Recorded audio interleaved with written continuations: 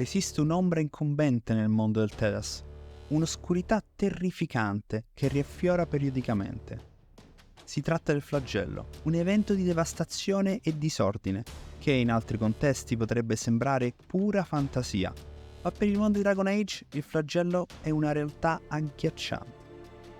Immagina un risveglio terribile, un antico dio corrotto che assume l'aspetto di un arcidemone, un drago di potere incommensurabile. La loro missione è tanto semplice quanto terrificante: ridurre il Thedas in cenere. Ma cosa rende un arcidemone così potente?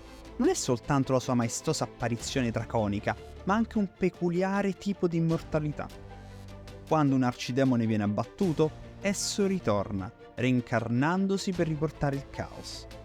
Solo un ordine di eroi, i Custodi Grigi, ha la forza di rompere questo ciclo, proteggendo il Thedas dal flagello.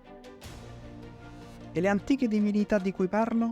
Abbiamo assistito alla caduta di 5 di esse: Dumat, Zazikel, Thoth, Andoral e Urtimiel, ciascuno risvegliato, corrotto e infine sconfitto.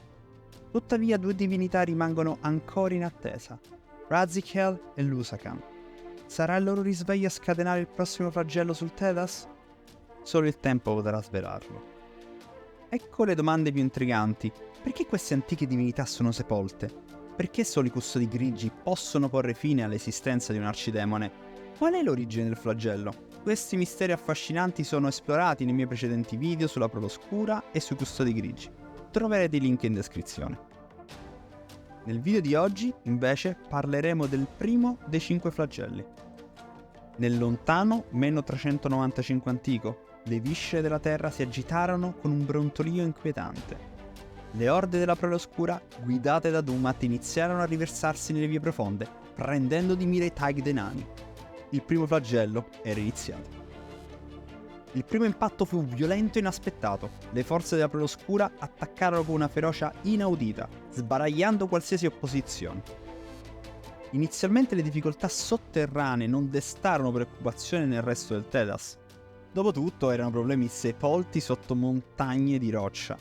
Così, mentre le profondità si riempivano di grida e battaglie, il Thedas restò silente.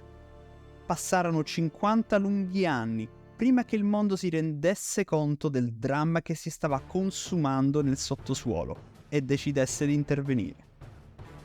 Nel frattempo, le linee di comunicazione e di rifornimento tra i Taig furono devastate, isolando ciascuno di essi. Ogni Taig divenne un'entità autonoma, governata da un proprio re. Nominalmente, però, tutti erano ancora sotto l'egida del re di Orzammar.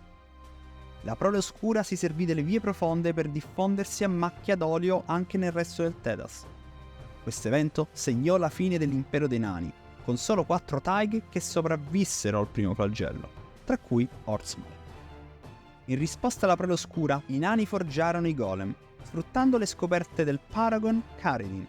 Quest'ultimo, combinando le sue abilità di fabbro con i poteri dell'Irium, riuscì a creare l'incudine del vuoto per la produzione dei golem.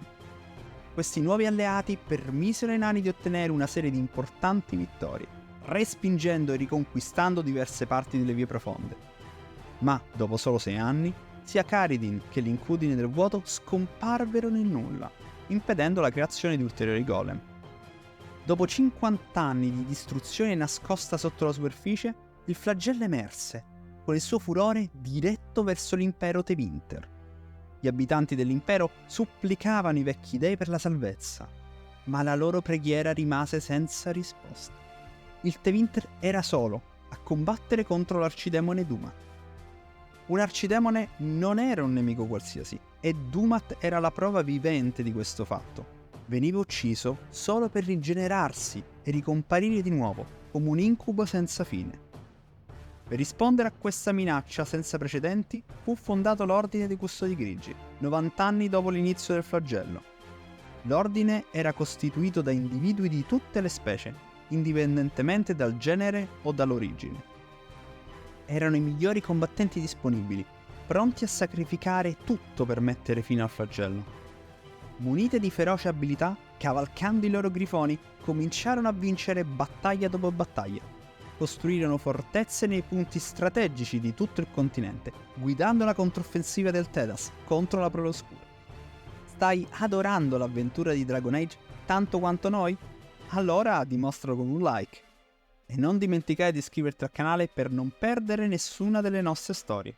Nel meno 192 antico, nelle pianure silenti, un custode grigio, la cui identità rimane ancora sconosciuta, sconfisse definitivamente Dumat.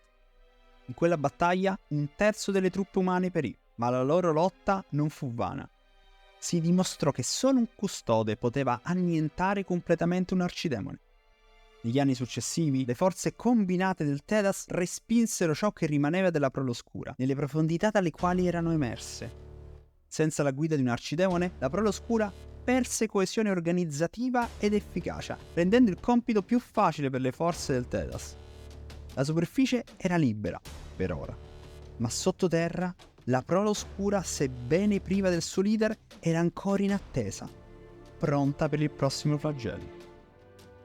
Dopo la sconfitta di Dumat, l'Ordine dei Custodi Grigi si ritrovò in una posizione di potere. Ottennero trattati che garantivano loro sia diritti politici che della coscrizione. Tuttavia, non tutto era roseo. Mentre la superficie del Thedas respirava di nuovo, i nani furono abbandonati al loro destino. L'Alto Re di Orzammar fu costretto a sigillare le vie profonde per fermare la Prole Oscura, condannando gli altri 3 Taig senza accesso diretto alla superficie. Gundar e Ormak caddero dopo solo 10 anni. Si pensava che anche Khal Sharok fosse stata persa, ma sei curioso di sapere di più sulla Prole Oscura, le sue enigmatiche origini e la varietà di creature che ne fanno parte? Allora non dovresti perdere questo video, clicca qui per vedermi.